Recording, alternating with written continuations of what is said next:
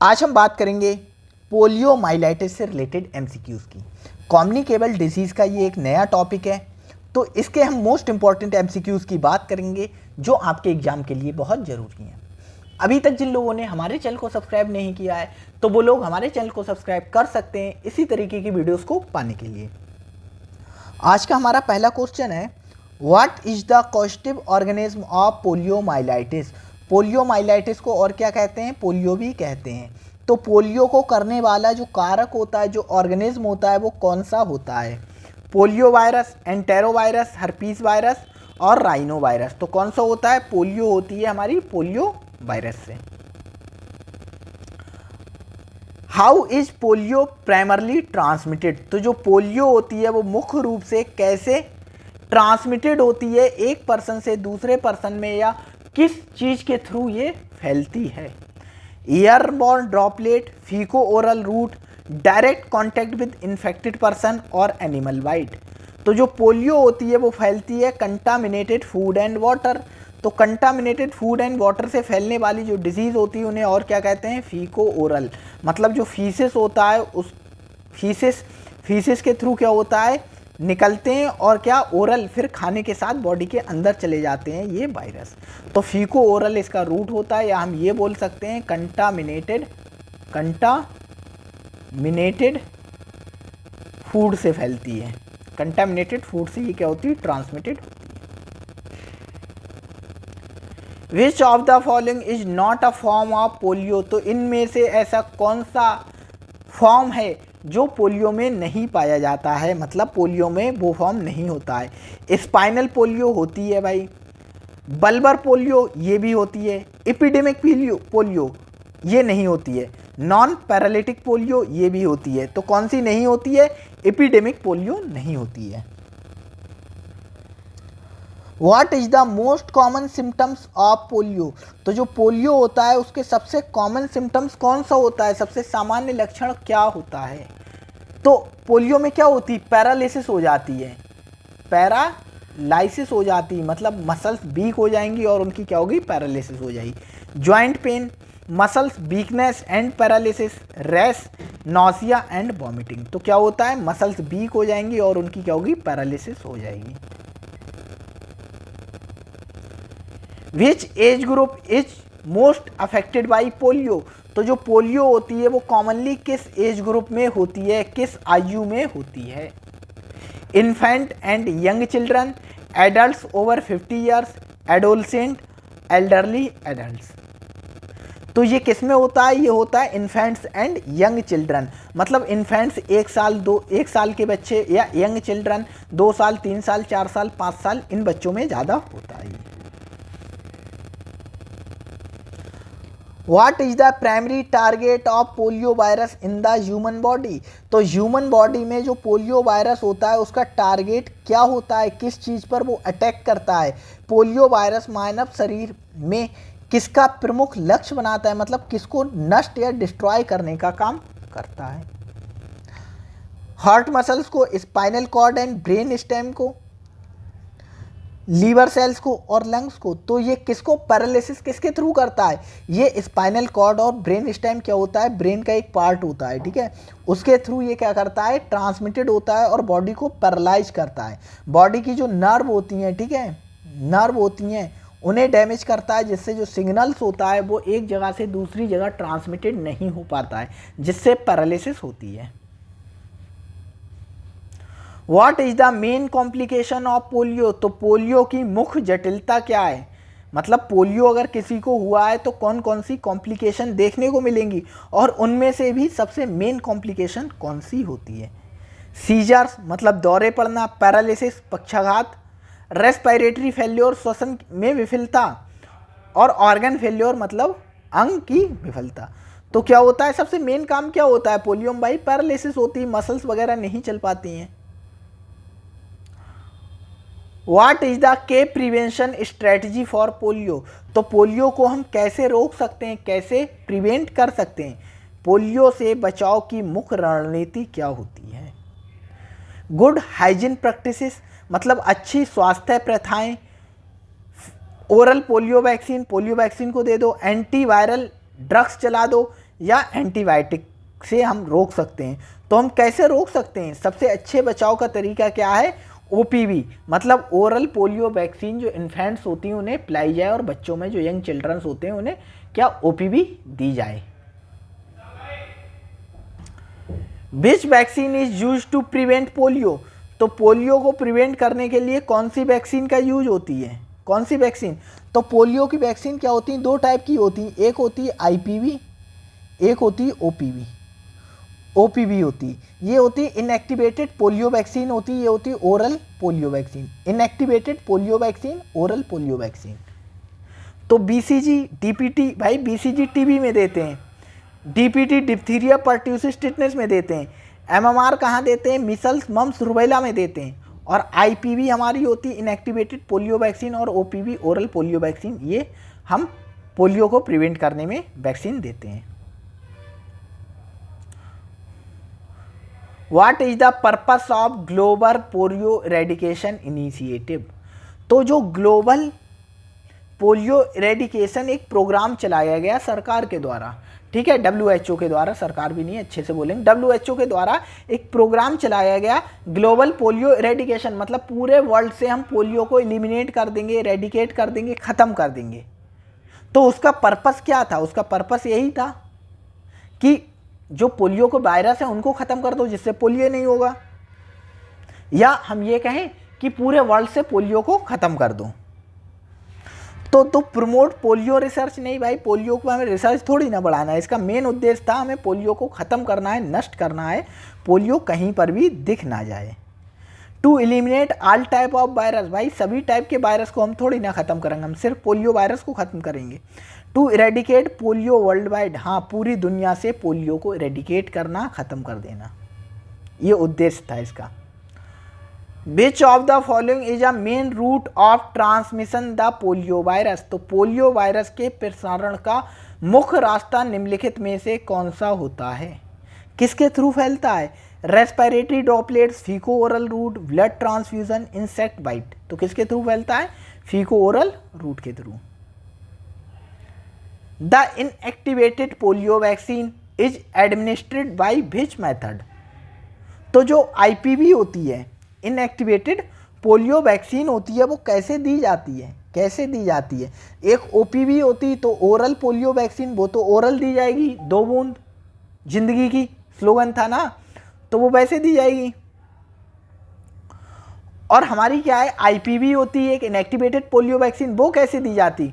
वो दी जाती intramuscular injection से, इंट्रामस्कुलर इंजेक्शन से दी जाती, और डोज होती 0.5 ml। ये एक्स्ट्रा एज क्वेश्चन है, इसकी सबकी यूनिवर्सल इम्यूनाइजेशन प्रोग्राम हम अलग से एक वीडियो लेकर आएंगे, उसमें हम सब कुछ बताएंगे, और कैसे यूनिवर्सल इम्यूनाइजेशन प्रोग्राम आपको याद करना है ये भी बताएंगे। The first dose of oral polio vaccine is given at which age? तो ओपीवी की कौन सी है? पहली डोज, ठीक है। ओपीवी की पहली डोज कब दी जाती है? देखो ओपीवी की कितनी डोज दी जाती है? जैसे एक 0 डोज दी जाती है, एक first dose, second dose, third dose, उसके बाद बूस्टर दिया जाता है। बूस्टर बाद में बात करेंगे, ठीक है। जो 0 डोज दी जाती वो एट बर्थ दी जाती, जब बच्चा पैदा होता है तुरंत दी जाती एट बर्थ, ठीक है। फर्स्ट डोज दी जाती कब? 6 वीक्स पर, 6 वीक्स पर। ऐसी सेकेंड डोज 10 वीक्स पर, 10 वीक्स पर दी जाती है। ऐसी थर्ड डोज और बूस्टर है वो भी दिए जाते हैं, आगे हम यूनिवर्सल इम्यूनाइजेशन प्रोग्राम में सब आपको बताएंगे। तो फर्स्ट डोज कब दी जाती? 6 वीक पर दी जाती, और 0 डोज दी जाती एट बर्थ, जन्म के समय दी जाती।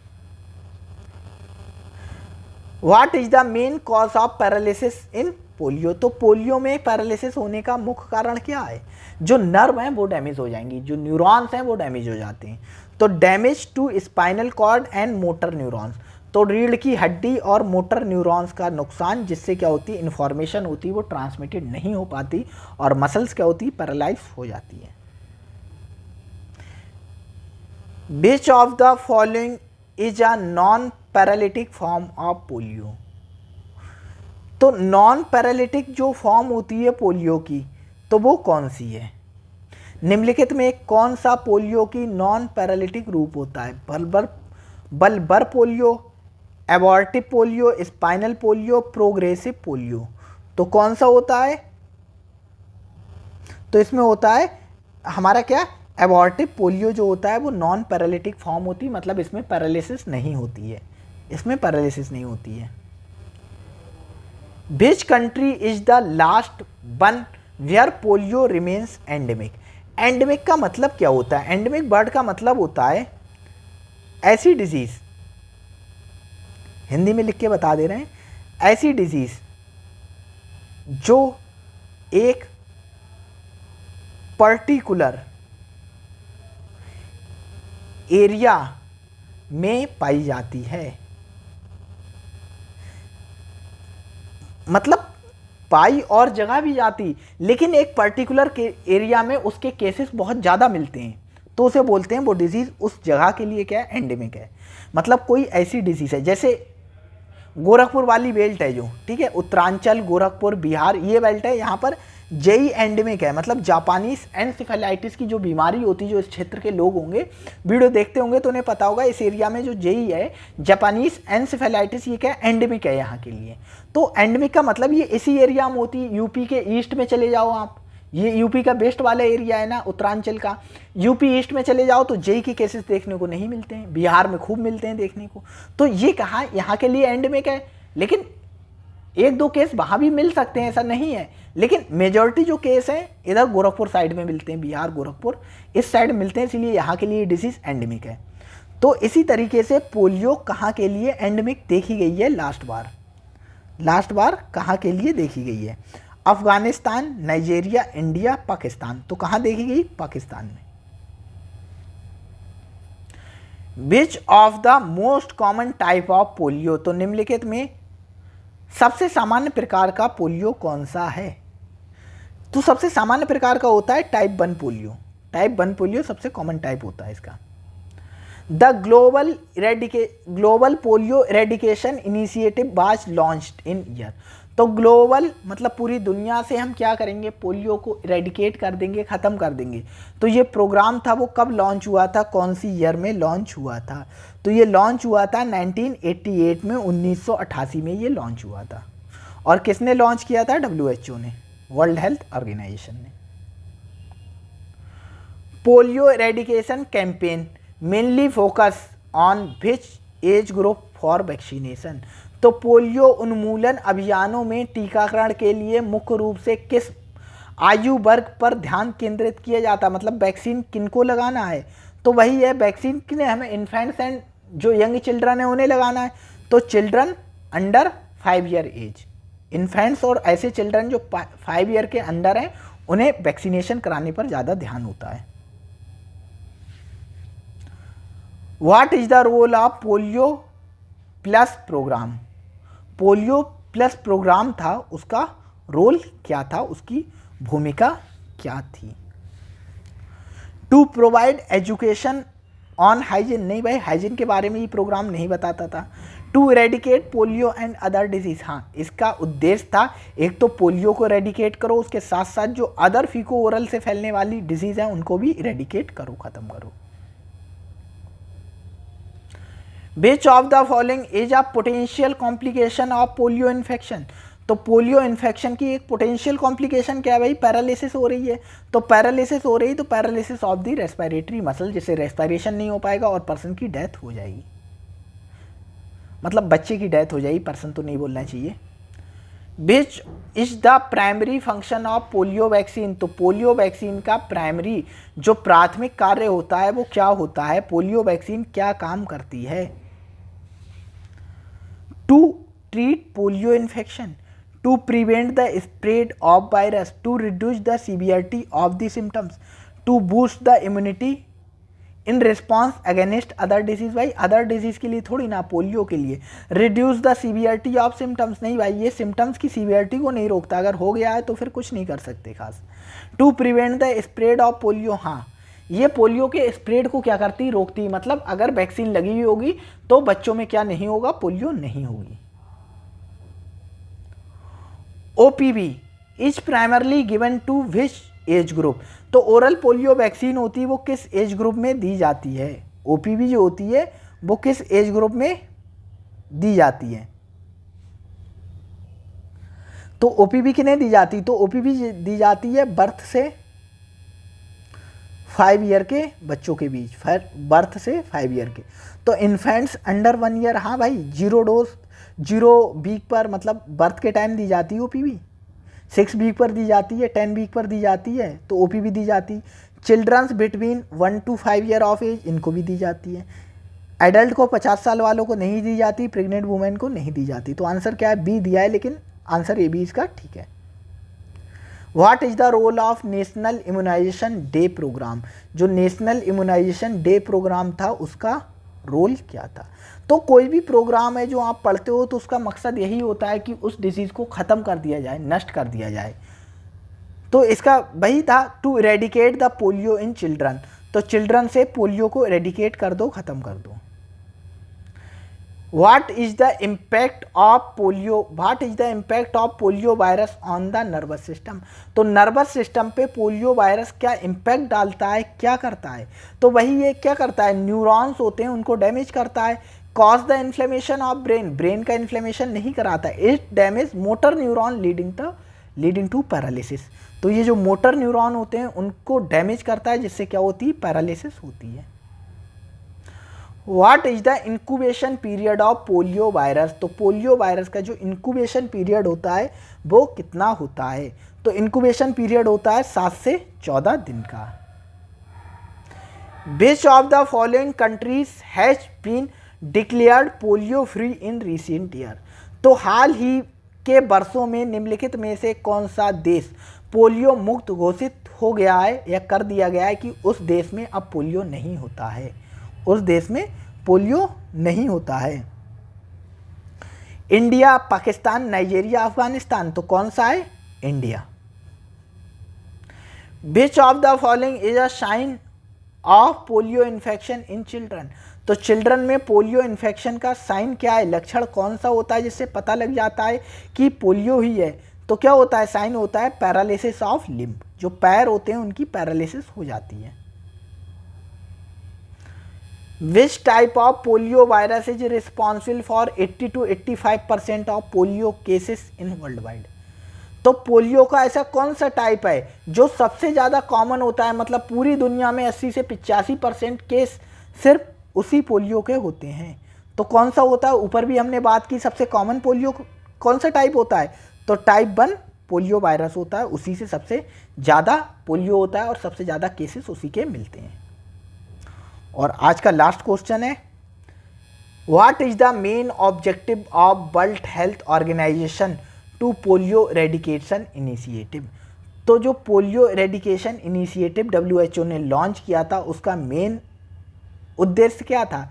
तो वही है, ऊपर के क्वेश्चन में पढ़ चुके हैं, इरेडिकेट कर दो पोलियो को क्या कर दो आप, इरेडिकेट कर दो।